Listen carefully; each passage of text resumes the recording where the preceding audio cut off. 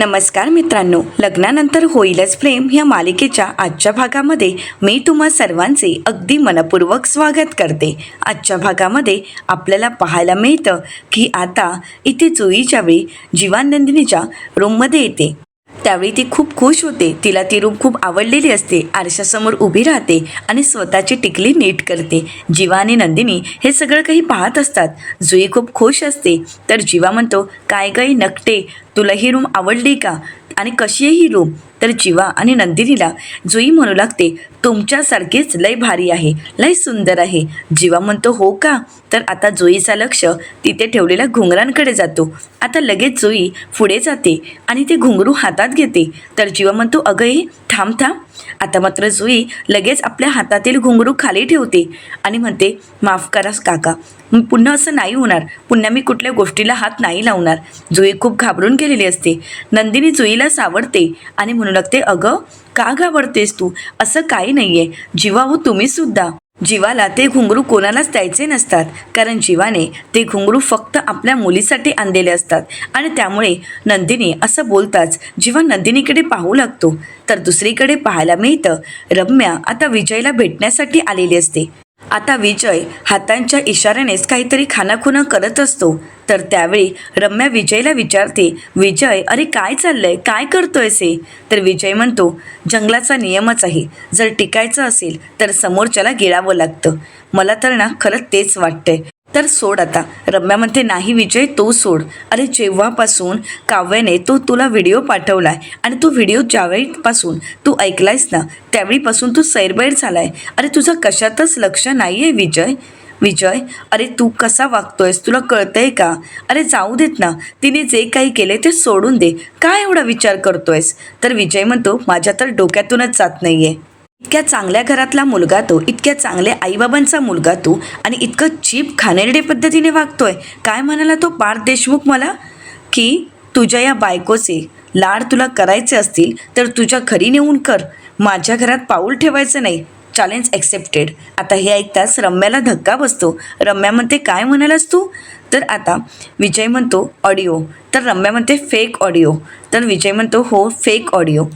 ती fake audio माझ्यापर्यंत आल्यापासून काव्य आणि पार्थ माझ्या रडावर आलेच आहेत। आता काही झालं तरी मी त्यांना सहजासहजी सोडणार नाही। रम्या विजयला शांत करते आणि म्हणू लागते, ठीक आहे ना विजय, सोड ना हा सगळा काही विषय, मला या सगळ्याचं काहीच वाटत नाही। कारण कसं आहे ना, माझा माणूस माझ्याकडे आहे ना, माझा माणूस माझ्याशी नीट वागतोय ना, तो खंबीरपणे माझी साथ देतोय ना, मग मला दुनियेशी आता काहीच देणं घेणं नाही। आणि विजय त्या काव्या आणि पार्थच्या बोलण्याने मला काहीच फरक पडत नाही, पण तू काय बोलतोयस याने मात्र मला फरक पडतोच। असं म्हणत रम्या अगदी विजयचा विश्वास संपादन करण्याचा प्रयत्न करत असते। रम्या विजयला म्हणते, सोचशील, अजिबात काळजी करू नकोस, आपलं लग्न होईपर्यंत मी हे करेन ना सगळं काही सहन। विजय म्हणतो, लग्न तेच तर माझ्या डोक्यात चाललं आहे, आता तुला हे सगळं काही जास्त दिवस करावं लागणार नाही असा प्लॅन माझ्या डोक्यात आहे। आता हे ऐकताच रम्याला धक्का बसतो। रम्या म्हणते, काय? तर विजय म्हणतो की हो। रम्या म्हणते, म्हणजे? तर विजय म्हणतो, आत्ता नाही सांगत, उद्या सांगतो, उद्या तू आणि आई मला भेटायला या, मग आपण सगळं बोलू। रम्या मात्र घाबरून गेलेली असते, कारण विजयच्या डोक्यात नक्की काय प्लॅन शिजत आहे हे रम्यालाही कळत नसतं। तर दुसरीकडे जुई घाबरतच म्हणते, खरंच काका मला माफ करा, पण ते मला नाचणं खूप आवडतं ना, म्हणून मी त्या घुंगरूंना हात लावला, पण नाही, सॉरी, माझी चूक झाली। आई मला नेहमी म्हणायची की दुसऱ्याच्या वस्तूला असा हात नाही लावायचा।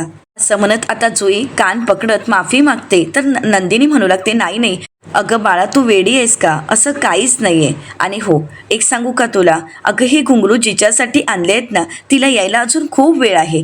जुई म्हणते, पण खरंच माझं चुकलं ना? तर जीवा आता जुईच्या समोर बसतो आणि म्हणतो, जुई बाळा, अगं तुझा हा काका आहे ना, तोच जरा बुद्धूच आहे।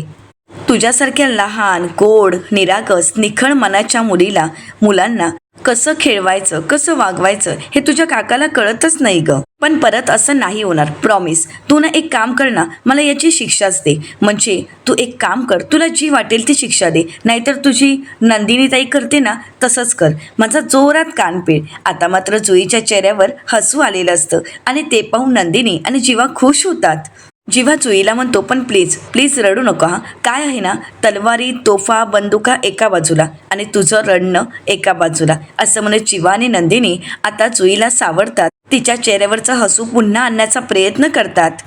आता जीवा जुईला म्हणतो, तुला घुंगरू आवडतात ना, मग बस इथे, असं म्हणत आता जीवा जुईला बेडवर बसवतो. तिचा पाय आपल्या गुडघ्यांवर ठेवतो आणि त्यानंतर जीवा स्वतःहूनच ते घुंगरू जुईच्या पायात बांधतो आणि म्हणतो, तुला आवडतात ना घुंगरू आणि तुला नाचता येतं, मग आता आम्हाला एक डान्स करून दाखवायचाच, दाखवशील ना.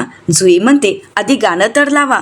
तर जीवा आणि नंदिनी हसू लागतात. तर जीवा विचारतो, तू सांग तुला कोणतं गाणं हवं आहे. तर आता जुई म्हणते, घुंगराच्या तालावर. तर आता हे ऐकतात जीवा म्हणतो, काय घुंगरूच्या तालावर. तर जुई म्हणते, हो. आता जीवा गाणं लावून देताच जुईने छान ठेका धरलेला असतो. त्या तालावरती खूप छान डान्स करत असते. एक साधी सरळ आणि रस्त्यावर गजरे विकणारी ती जुई एवढी छान लहान वयातही डान्स करत असते. ते पाहून मात्र नंदिनी आणि जीवा भारावून गेलेले असतात. जुईने अप्रतिम डान्स केलेला असतो आणि नंदिनी मात्र टाळ्या वाजवत तिचं कौतुक करते.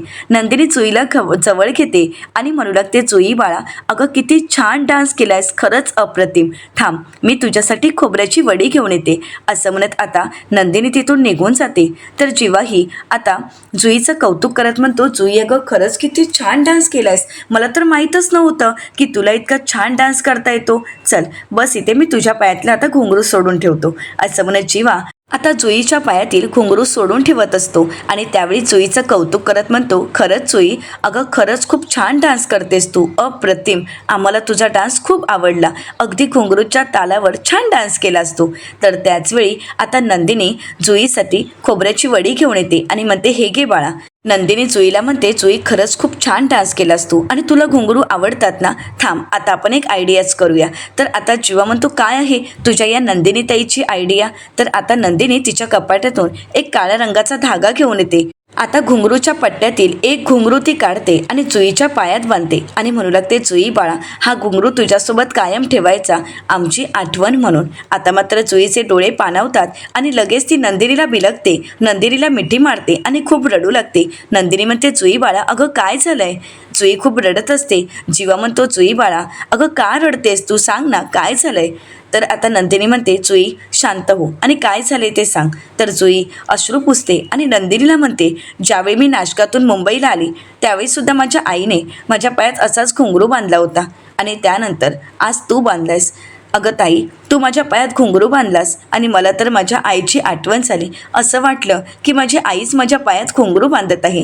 नंदिनी खूप आता तिचेही डोळे पाणावतात, तिलाही खूप वाईट वाटतं. नंदिनी लगेच जुईचे अश्रू पुसते आणि म्हणू लागते, मग मला आता तुझी आईच समज. जुई बाळा, स्वतःला असा त्रास करून नाही घ्यायचा, नाही रडायचं आणि हो, कायम आम्ही तुझ्यासोबत आहोतच. तर त्यानंतर जीवा म्हणतो, अगं ये नकटे, तुझ्यासारख्या गोड मुलीला ना आता मीच किडनॅप करेन, आधी खाऊन घे बरं. तर जुई म्हणते, ते राहू देत, पण मला अगोदर सांगा आपला उद्या किडनॅपिंगचा प्लॅन तरी काय आहे. जीवा म्हणतो, हो हो सांगतो, सगळं काही सांगतो, पण तू खाऊन घे बरं. असं म्हणत जीवा स्वतःच्या हातानेच जुईला नारळवडी खाऊ घालतो आणि विचारतो, कशी आहे. जुई म्हणते, खूप छान. तर त्यानंतर जीवा आणि नंदिनी त्यांचा पुढचा प्लॅन काय आहे हे सगळं काही आता जुईला सांगू लागतात. आता किडनॅपरला पकडण्यासाठी जुई, जीवा आणि नंदिनी यांचा छान प्लॅन झालेला असतो.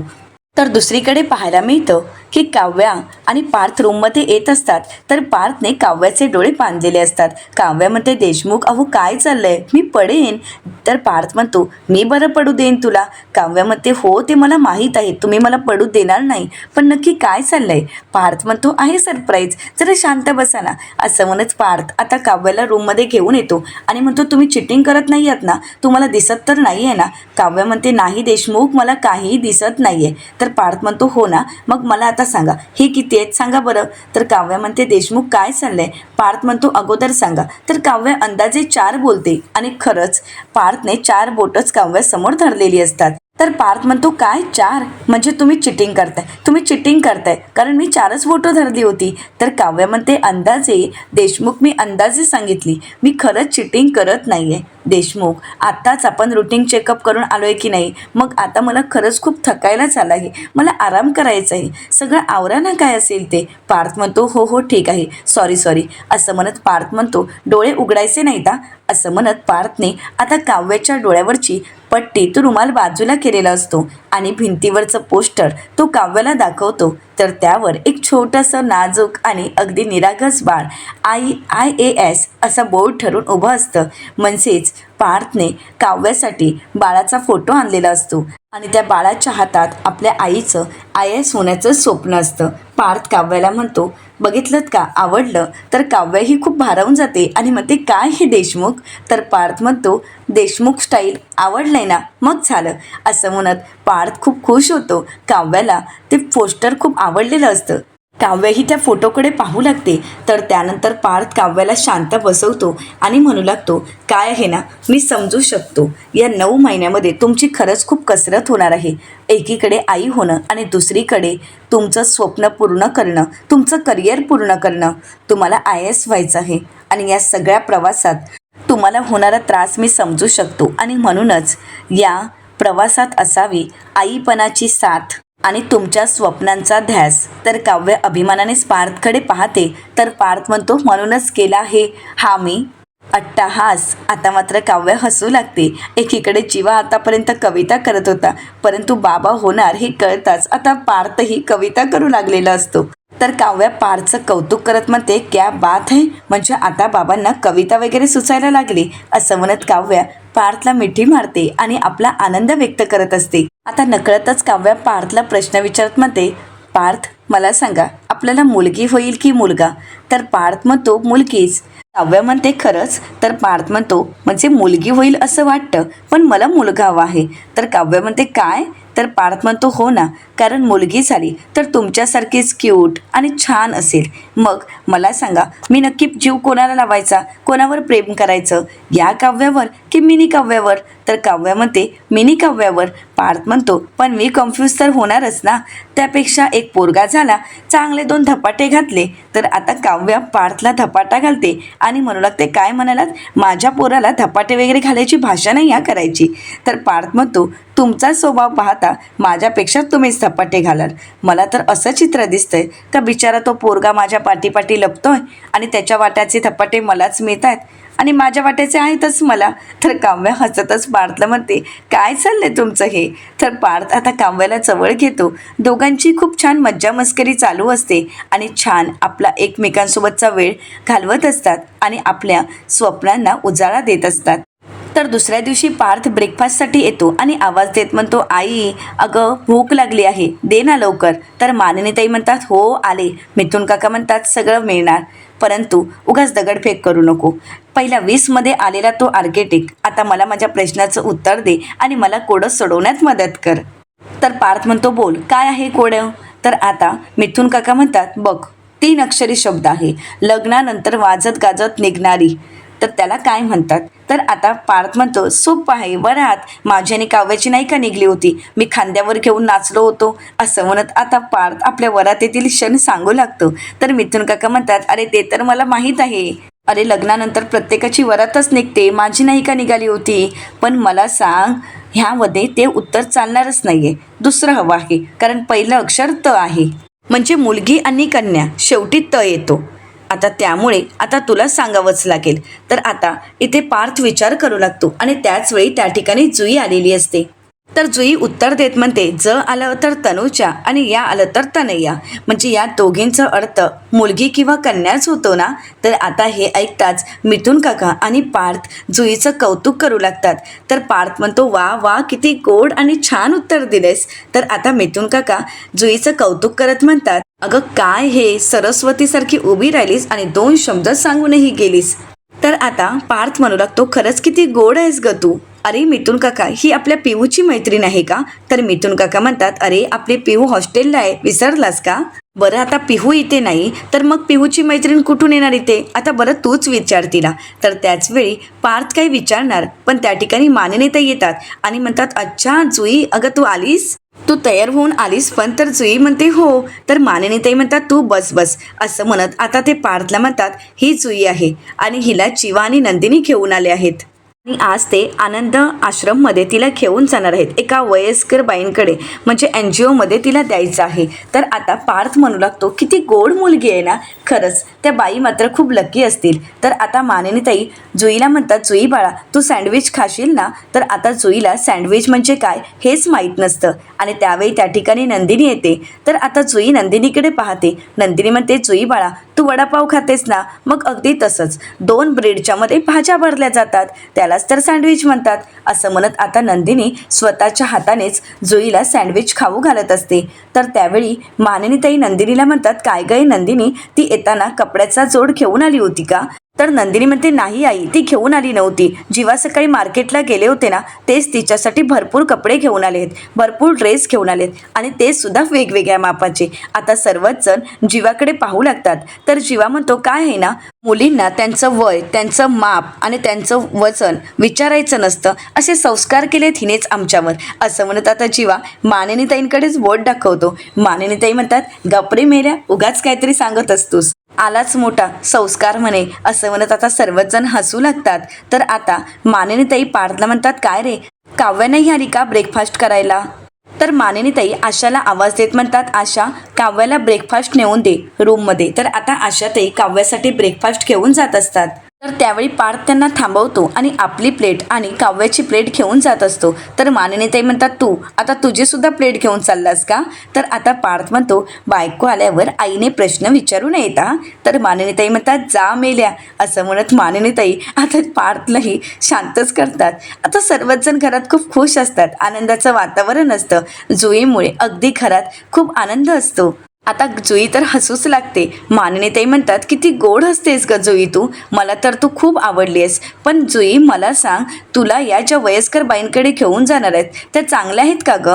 तू कधी भेटली आहेस का ग त्यांना? तर जुई पटकन बोलून जाते, ती बाई ना लय लबाड आहे, आम्हाला तर तिला पकडायचं आहे. आता जुई पुढे काही बोलणार तर नंदिनी तिच्या तोंडात सँडविच घालते आणि तिचं तोंड बंदच करते. तर मानिनी ताई म्हणतात, पकडायचं आहे म्हणजे? आता लगेच नंदिनी म्हणते, चला आपल्याला उशीर होतोय. असं म्हणत आता नंदिनी जुईला म्हणते, जुई सर आपल्याला निघावं लागेल. जीवा म्हणतो, हो हो, त्या वाट बघत असतील आणि उगाच उशीर होईल. तर मानिनी ताई म्हणतात, अरे तिला खाऊ तरी द्या की घेऊन जाताय तुम्ही? तर नंदिनी म्हणते, नाही नको, आम्ही हवं असेल तर काहीतरी खाऊ. असं म्हणत आता सर्वच जण निघून जातात. तर मानिनी ताईंना नंदिनी आणि जीवाचं वागणं थोडं खटकतं आणि म्हणूनच ते मिथुन काकांना म्हणतात, ही दोघं ना काहीतरी लपवत आहेत. तर मिथुन काका म्हणतात, जाऊ देत ना, ह्यांचा हा लपंडाव चांगल्या कामासाठी असेल, आपल्याला तर माहीतच आहे ना, ते राहू देत. पण आज आपल्या घरात एवढी शांतता कशी? आपल्या घरातील विलन मंडळी नक्की गेल्या आहेत कुठे? आता मानिनी ताई म्हणतात, नाही मला तर काहीच माहीत नाही त्या दोघी कुठे गेल्या आहेत. तर दुसरीकडे पाहायला मिळतं, वसू आत्या आणि रम्या विजयला भेटण्यासाठी खरं तर ते तिघही कॅफेमध्ये आलेले असतात. आता विजय ऑर्डर देतो, वसू आत्या त्यांना काय हवं ते सांगतात. आता रम्या काही बोलणार तर विजय म्हणतो, 1 सिनेमन कॉफी. आता हे सगळं काही वसू आत्या ऐकतात आणि वसू आत्या विजयला म्हणतात, विजय मी आल्यापासून बघते आहे, तुम्ही तर आमच्या रम्याच्या छोट्या छोट्या सगळ्या आवडीनिवडी अगदी आवर्जून जपताय. तर विजय म्हणतो, हो मी सुद्धा आल्यापासून बघतोय की तुम्हाला तुमच्या त्या घरात मानसन्मानच नाहीये. आता मात्र रम्याला धक्काच बसतो. विजय पुढे म्हणतो, कोणालाच तुमची किंमत नाहीये की तुम्हाला बोलायची हिंमत नाहीये काय रम्या? असं म्हणत आता विजय रम्याला जाब विचारतो. तर रम्या विजयला म्हणते, प्रश्न हिमतीचा नाही आहे विजय, त्या ठिकाणी खूप लोक आहेत आणि आम्ही मात्र दोघीच आहोत. तर आता विजय रम्याला म्हणतो, लांडग्यांचा कळप हाकायला ना एक वाघीण पुरेशी असते आणि इथे तर तुम्ही 2 वाघिणी आहात आणि मी तर आहेच तुमच्यासोबत.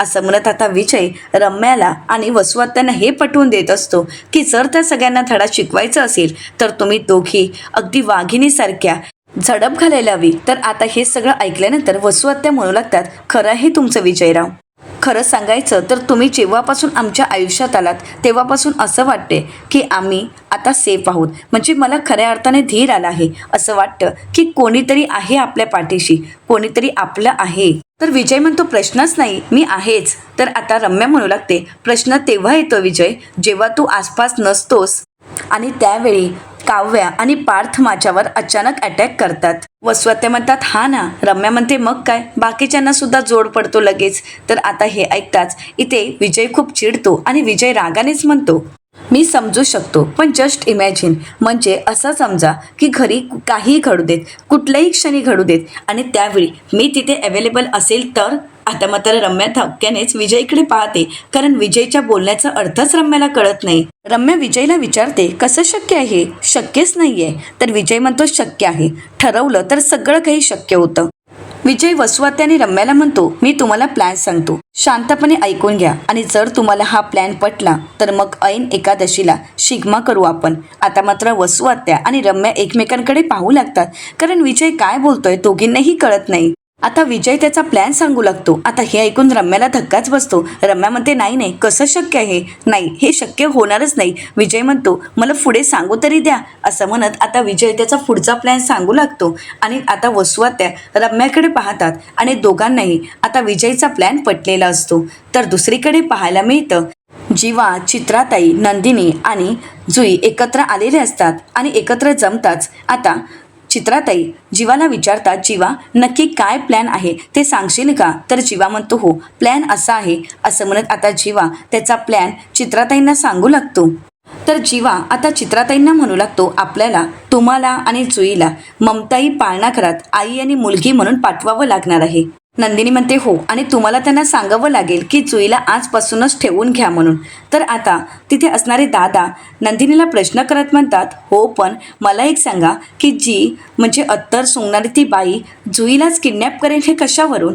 याची तर आपण गॅरंटी देऊच शकत नाही ना. तर नंदिनी म्हणते गॅरंटी आहे, यासाठी आपल्याला ममताई पाळणाघरातील सगळ्यांना खोळात घ्यावं लागणार आहे, तरच ती अत्तर विकणारी बाई आपल्या हाती लागेल. तर चित्राताई नंदिनीला प्रश्न करत म्हणतात पण अत्तर विकणाऱ्या बाईला शोधण्यासाठी आपण पाळणाघरातील सर्वांना खोळात का घ्यायचं आहे? मला तर काहीच कळत नाहीये नंदिनी. तर नंदिनी पुढे चित्राताईंना म्हणते कारण एक सत्य तर आता मला कळालं आहे की या पाळणाघरात असणाऱ्याच सर्वजण आता त्या अत्तर विकणाऱ्या बाईला मदत करतायत, तिचं काम ही सर्वजण करतायत. आता नंदिनीला यशस्वी पाळणाघरामध्ये घडलेला तो प्रसंग आठवतो, त्या मॅडमचं बोलणं तिला आठवतं आणि नंदिनी म्हणू लागते उगाच मग ते यशस्वी पाळणाघरातील त्या मॅडमनी पेपरमध्ये फोटो द्यायला नकार दिला. आणि दुसरी गोष्ट म्हणजे त्या चंदन पाळणाघरातील त्या मॅडमनी सुद्धा जो मुलगा किडनॅप झाला त्यांच्या वडिलांचा नंबर नाही दिला आपल्याला. आता नंदिनीला त्या पाळणाघरातीलही प्रसंग आठवतो. त्यातील मॅडम म्हणालेले असतात अहो तुम्हाला नंबर घेऊन काय करायचं आहे? अगोदरच त्याचे वडील खूप टेन्शनमध्ये असतील आणि तुम्ही तिथे गेलात तर त्यांना अजून टेन्शन येईल. तर आता नंदिनी म्हणते नाही नाही, आम्ही त्यांना टेन्शन देणारच नाही, केली तर आम्ही मदतच करू. परंतु तरीसुद्धा त्या मॅडम नंबर देत नाहीत आणि म्हणतात नाही, तरीसुद्धा मी तुम्हाला नंबर नाही देऊ शकत आणि म्हणूनच मला खात्री आहे की हे सगळं काही कुठेतरी खोलवर रुजलं गेलं आहे, त्यामुळे आपल्याला याचा शोध घ्यायचा आहे. त्यामुळे रेखाताई आणि जुई आता मी जे काही सांगते त्याकडे लक्ष द्या. असं म्हणत आता नंदिनी तिचा पुढचा प्लॅन रेखाताई आणि जुई यांना सांगू लागते. तर दुसरीकडे पाहायला मिळतं कॅफेमध्ये विजय आता वसुआत्या आणि रम्याला विचारतो काय झालं, ऐकलं नाहीत का तुम्ही मी काय बोललो ते? तर आता वसुआत्या म्हणतात नाही नाही विजयराव, तसं नाही आहे, मी सगळं काही ऐकलं आहे. खरं तर आम्ही दोघींनीही ऐकलं आहे, परंतु हे आम्हाला पटले. परंतु देशमुखांचं काय? त्यांना तर हे पटणारच नाही ना. खरं तर या सगळ्यामुळे त्यांना संशय येऊ शकतो. तर विजय म्हणतो येऊ देत की संशय, काय करणार आहेत ते काहीही करू शकणार नाहीत. मी जो प्लॅन सांगितला आहे तो जर आपण वर्क केला तर ते आपल्याला काहीच करू शकत नाही. खरं तर त्यांचे हातच दगडाखाली असतील.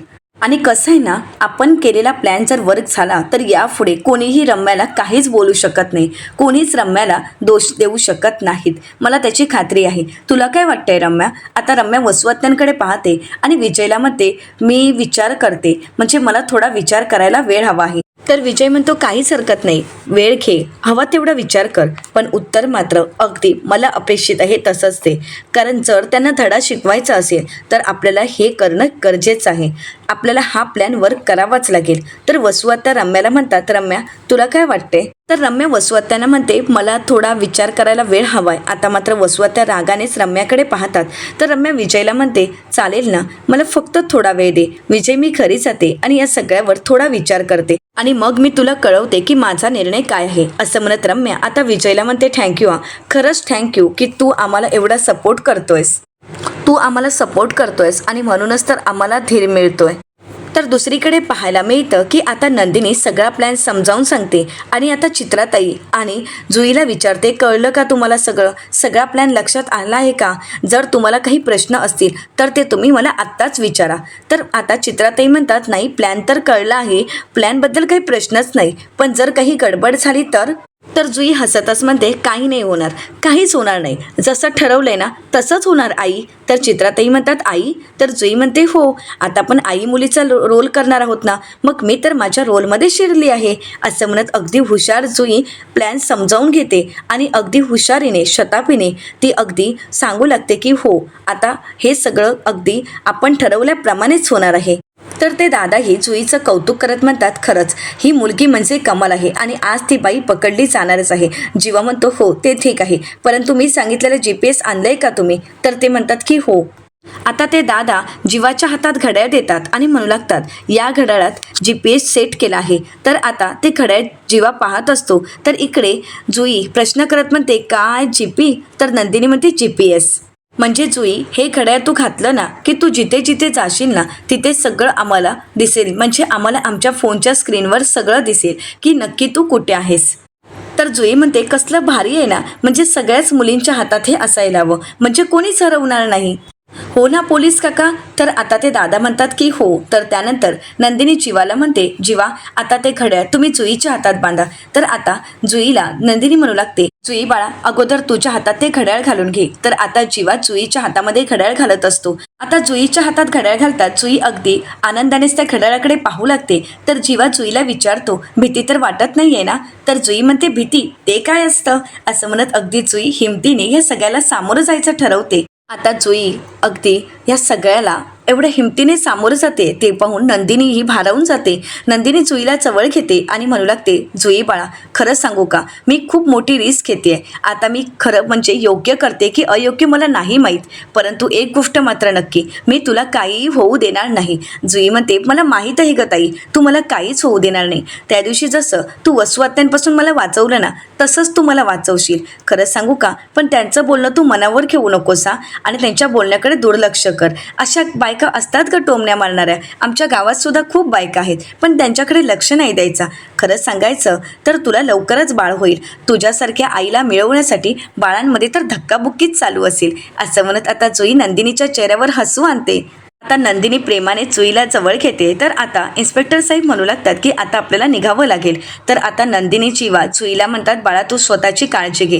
जुई म्हणते हो, असं म्हणत आता सर्वच जण तिथून निघालेले असतात. नंदिनी जुईकडे पाहते, तिच्या पायातला घुंगरू पाहते आणि जीवाला म्हणते जीवा जुईला नजर लागू नये म्हणून आपणच तिच्या पायात घुंगरू बांधला आहे आणि आज आपणच तिला दुष्ट लागण्यासारख्या संकटात ढकलतोय का? आता मात्र जीवा आणि नंदिनीला जुईची काळजी वाटत असते. तर येणाऱ्या पुढील भागामध्ये आपल्याला पाहायला मिळतं रम्याला खूप त्रास होत असतो आणि वसुहत्या तिची काळजी घेत असतात. तर त्याचवेळी काव्या त्या ठिकाणी येते आणि रम्याला चांगलंच सुनावत म्हणते जीवनात आणि आयुष्यात ठेचा महत्त्वाचा असतोच. तर आता रम्या काव्याला म्हणते तुला मस्करी सुचते ना? तर आता काव्या म्हणते सुचणारच, कारण तुझे खरे रंग आता मला कळाले आहेत, त्यामुळे मी काही आता तुला सुखाने जगूच देणार नाही रम्या. तर दुसरीकडे पाहायला मिळतं ट्रॅपप्रमाणे आता जीवा आणि नंदिनी त्या बाईची वाट पाहत असतात आणि त्यावेळेस ती अत्तर विकणारी बाई त्यांच्या समोर येते. आता नंदिनीचा संताप होतो आणि म्हणू लागते ही तर मुलांच्या जीवावर उठणारी बाई आहे, येऊ दे तिला समोर, आता मी तिला सोडणार नाही. तर आता जीवा नंदिनी त्या बाईला पकडण्यामध्ये यशस्वी ठरतील का हे पाहणं अतिशय रंजक ठरणार आहे. अशाच मालिकांचे नवनवीन अपडेट पाहण्यासाठी चॅनलला नक्कीच सबस्क्राईब करा.